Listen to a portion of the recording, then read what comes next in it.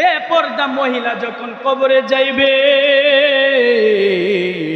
যেই মহিলাটা দুনিয়ার মধ্যে তার স্বামী ছাড়া অন্য পুরুষকে তার চুলটা দেখাইলো, বুকের মধ্যে কাপড় দেয় নাই, মাথার মধ্যে কাপড় দেয় নাই, সাজগুজ কইরা রাস্তার মধ্যে হাঁটছে, বাজারের মধ্যে চলছে, কবরে যাওয়ার পরে ওই মহিলাটাকে সাপ বিচ্ছু দংশন করতে থাকবে।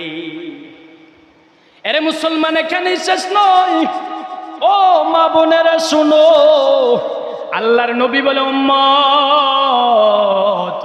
আমি যখন মেরাজের মধ্যে গিয়েছিলাম তখন আমি দেখছি কতক মহিলারা তারা জাহান্নামের মধ্যে পড়তেছে।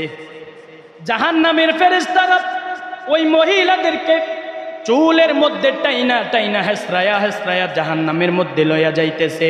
ও মা বোনেরা শোনো, আল্লাহর নবী জিগায়, ও ভাই জিবরাইল, কেন তাদেরকে এই অবস্থা করা হইতেছে? জিবরাইল ডাক দিয়ে বলে, নবী গো,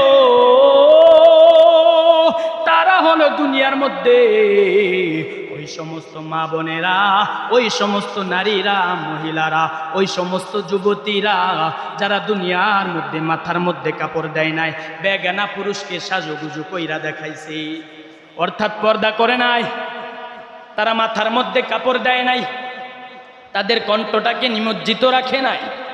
ও মুসলমান, তারা কবরেও শান্তিতে থাকতে পারবে না, ওই জাহান